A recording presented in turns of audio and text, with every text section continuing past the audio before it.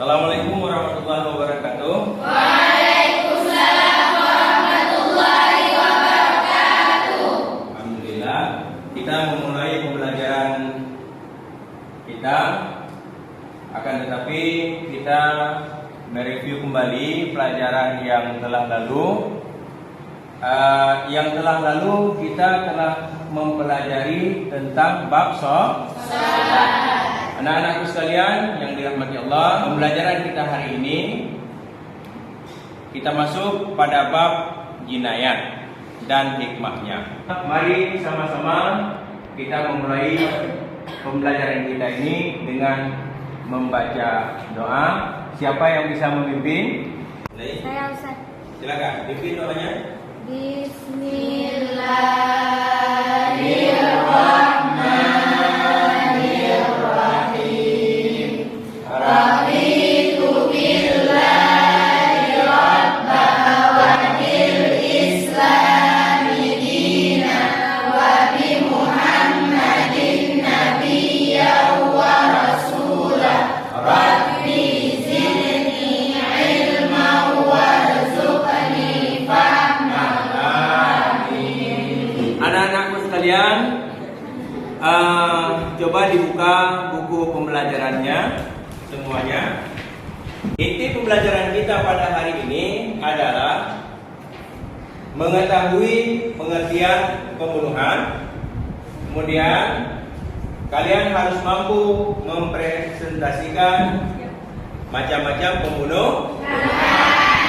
Kemudian juga kalian harus mampu mengamati secara langsung, ya, mengenai video tentang penganiayaan atau pembunuhan pada hari ini.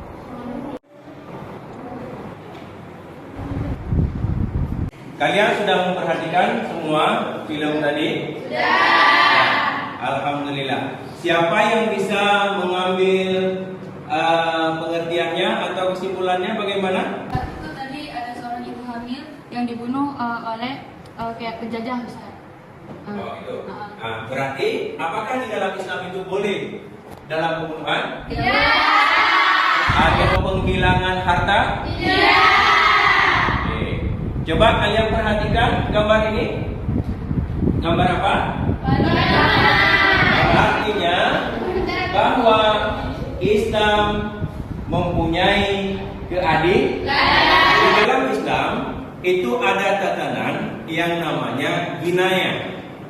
Siapa tahu arti jinayah? Jinayah adalah pembunuhan. Jinayah adalah pembunuhan. Ayo, siapa yang tahu lagi? Silakan. Jinayah adalah tindak pidana. Jinayah itu adalah tindak pidana. Jinayah itu terbagi kepada empat pembagian. Yang pertama adalah Pembunuhan. yang kedua, Kisah. yang ketiga, Iya. yang keempat, Iya. bagian daripada jinayah. Iya.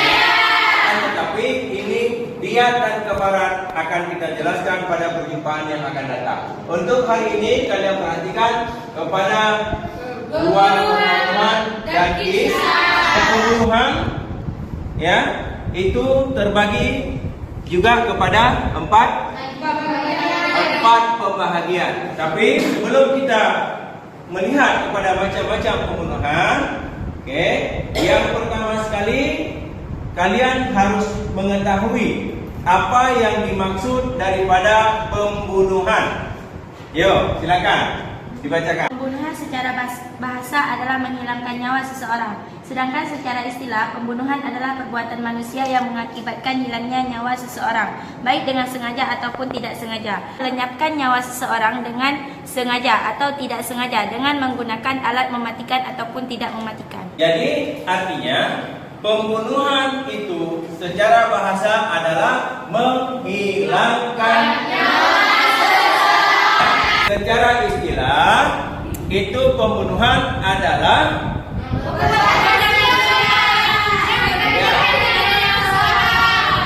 baik itu disengaja. Kemudian di dalam pembunuhan ini terbagi kepada empat macam. Ya, yang pertama itu adalah pembunuhan sengaja. Dalam bahasa Arab disebut ya, al-qatlu al-amdi, pembunuhan dengan disengaja. Baik itu dengan alat maupun ya, walaupun dengan alat walaupun bukan dengan alat. Pembunuhan yang pertama adalah pembunuhan yang disengaja. Siapa yang bisa memberikan contoh pembunuhan yang sengaja? Pembunuhan dengan memakai pisau itu pembunuhan sengaja. Ya, ada satu lagi apa? Dengan perkelahian. Nah, itu pembunuhan yang disengaja. Yang kedua, coba siapa? Silakan. B. Pembunuhan seperti sengaja, yaitu menghilangkan nyawa seseorang tanpa ada niat membunuh diri pembunuh dengan menggunakan alat yang biasanya tidak mematikan atau tidak lazim dipakai membunuh namun menyebabkan hilangnya nyawa seseorang. Iya, itu dalam bahasa Arab disebut artinya bahwa pembunuhan yang tidak disengaja. Siapa yang bisa kasih contoh? Yuk, silakan.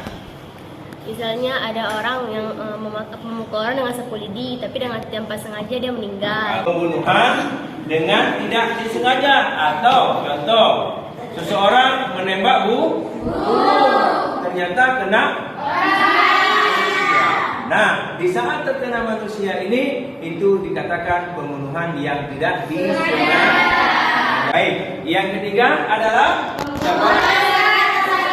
ya, coba ya.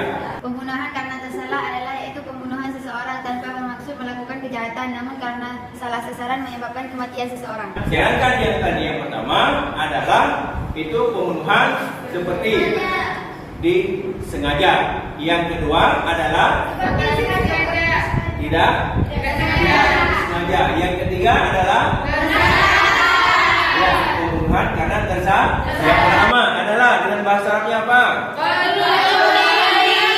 Artinya yang kedua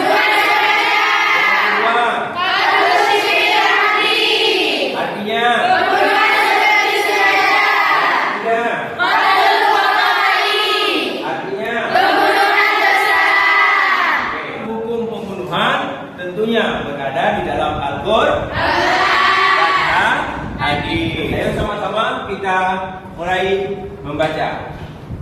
Bismillahirrahmanirrahim. Wala taqtulun nafsal lati harramallahu illa bil haqqi. Ayo, siapa yang bisa baca artinya? Ya, silakan.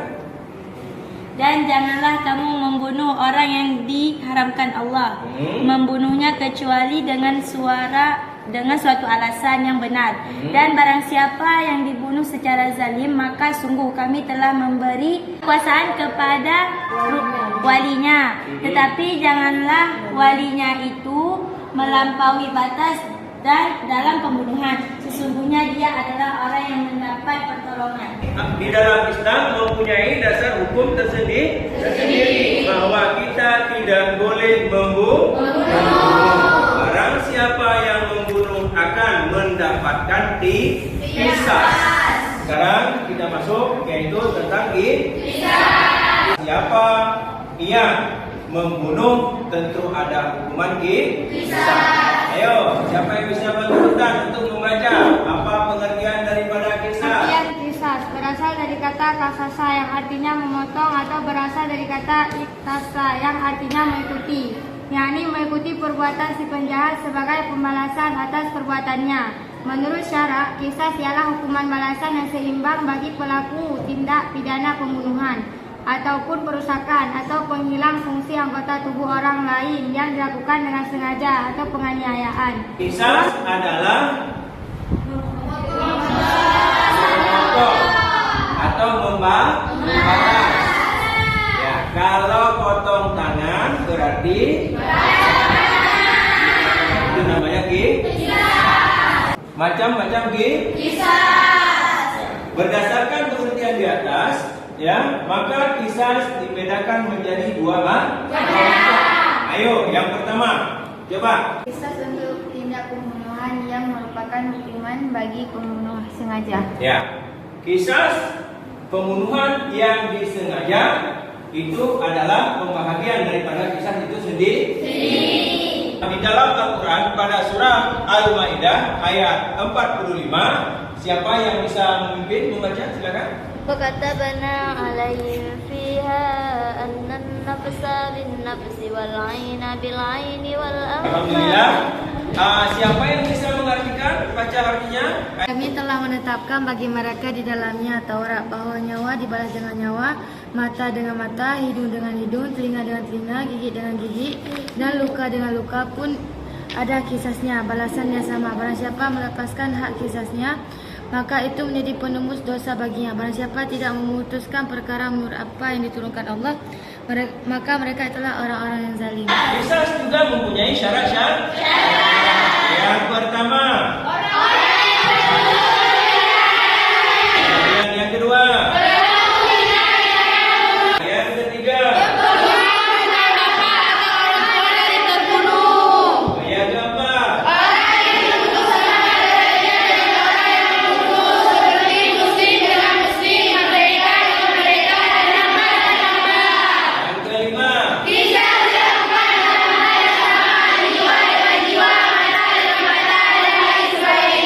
Daripada jenayah itu hikmahnya di dalam melarang membunuh atau menganiaya. Ayo, siapa di antara kalian yang bisa mengambil hikmahnya? Hikmah larangan pembunuhan. 1. Untuk memelihara kehormatan dan keselamatan jiwa setiap manusia. 2. Kisah dapat dijadikan suatu pelajaran bahwa keadilan harus ditegakkan. Mana hikmah daripada pembunuhan? Juga bagaimana dengan kisah? Ya, berarti alhamdulillah. Untuk itu maka kita membagi kelompok menjadi 4 kelompok. Nah, di sini Ustaz akan menanyakan kepada kalian ya tentang satu kelompok saja, kemudian disanggah oleh kelompok yang lain. Pada kelompok yang pertama, mohon diperhatikan. Pertanyaan yang pertama ialah kemukakan pendapatmu atau tentang kalian bagaimana jika seseorang pelaku tindak pidana pembunuhan dijatuhi hukuman penjara seumur hidup atau bahkan sampai dihukum mati. Menurut saya itu boleh-boleh saja karena itu setimpa dengan apa yang telah dilakukan oleh pelaku terhadap korban. Oke. Ya. Apakah tidak ada toleransi tentang pembunuhan tersebut? Nah, apakah tidak ada toleransi di dalam pembunuhan tersebut? Tidak, kan sudah dibilang tadi di hukum kisah bahwasanya kematian dibalas dengan kematian, mata dibalas dengan mata, kan itu dibilang di situ pembunuhan, berarti dia harus dibunuh. Oke, berarti yang membunuh harus dibunuh. Kasus pembunuhan berencana, ya, pelaku dapat dituntut dengan hukuman mati. Karena pembunuhan itu kan jinayah itu pembunuhan. Sedangkan dibilang kalau misalnya pembunuhan itu harus dibalas dengan dibunuh. Tetapi di dalam hukum fikih juga ada dibayar dengan denda, misalnya dengan membayar ekor unta atau gimana kayak itu. Bagaimana? Di sini ada hukum membayar dan denda. Nah, bagaimana? Bolehkah? Ayo, silakan. Tapi pembunuhannya itu misalnya pembunuhan berencana, kan itu masih bisa ditoleransi dengan sesuai dengan jenayah yang sudah dilakukan.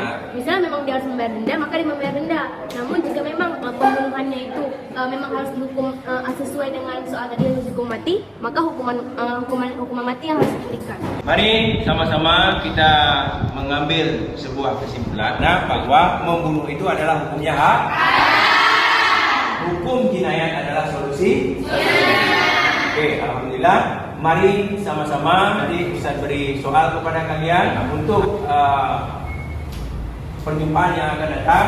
Nanti kalian selesaikan dan kalian kumpulkan soal-soal yang Ustaz berikan supaya diberikan di dalam penilaian. Sebelum kita menutupi pembelajaran kita ini, marilah sama-sama kita berdoa kepada Allah dengan mengucapkan